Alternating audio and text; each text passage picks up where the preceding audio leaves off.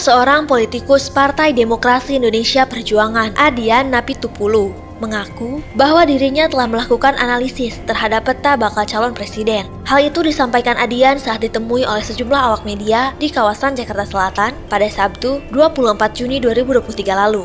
Menurutnya, dari sekian baca pres yang sudah muncul ke permukaan, ia memprediksi bakal ada baca pres yang suaranya tergerus habis. Menariknya, alih-alih senyap saat ditanya siapa sosok tersebut, Adian malah terang-terangan mengungkap kalau sosok yang dimaksud adalah Anies Baswedan. Sepertinya iya. Adian menambahkan, pasca kehilangan dukungan, suara-suara yang semula telah berhasil didulang Anies tersebut kelak akan terbagi kepada dua sosok lain, yakni Prabowo Subianto dan Ganjar Pranowo.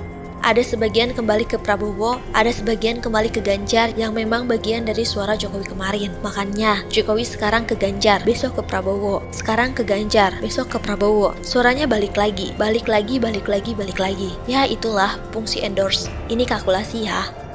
Lantas, bagaimana parpol di Koalisi Perubahan untuk Persatuan menyikapi statement politikus PDIP yang juga merupakan salah seorang anggota DPR RI tersebut? Tanggapan pertama datang dari Partai Nasdem. Melalui bendung partainya, Ahmad Sahroni, Nasdem mengaku tak mau ambil pusing soal pernyataan tersebut.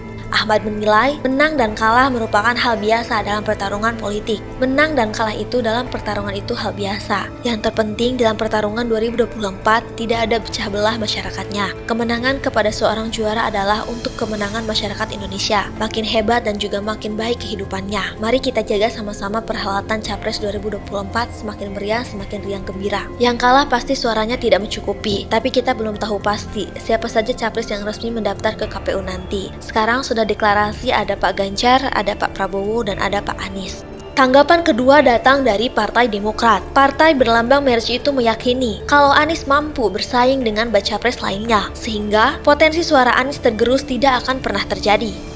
Kalau saya sih meyakini Anies akan mampu bersaing secara kompetitif dengan Ganjar dan Prabowo karena pendukungnya berasal dari kelompok masyarakat yang ingin perubahan, dan ini real ada. Bahkan saya menduga makin lama kelompok atau pasar politik ini akan semakin membesar menjelang 14 Februari saat Pilpres berlangsung. Ada captive market, politik yang ingin terus mendukung Anies. Ada aspirasi mereka. Apa aspirasi mereka? Perubahan.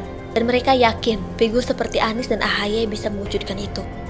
Sementara itu, mitra partai lain di KPP, yakni Partai Keadilan Sejahtera atau PKS, juga turut memberikan respon. Melalui juru bicara PKS, Muhammad Iqbal, PKS meyakini kalau Anies Baswedan akan terus mendapat dukungan suara menjelang pemilu 2024 mendatang. Terkait posisi Anies yang selalu berada di posisi paling bontot, Iqbal menyebut kejadian serupa pernah dialami Anies dalam Pilkada DKI Jakarta tahun 2017 lalu, tetapi ia berhasil keluar sebagai pemenang. PKS optimis Anies bisa mendapat dukungan rakyat. PKS berharap pemilihan berjalan adil dan tanpa ada upaya menghambat Anies maju sebagai kandidat. Anies adalah seorang petarung dan tidak mudah menyerah. Dulu di DKI survei awal nomor 3, akhirnya bisa menang.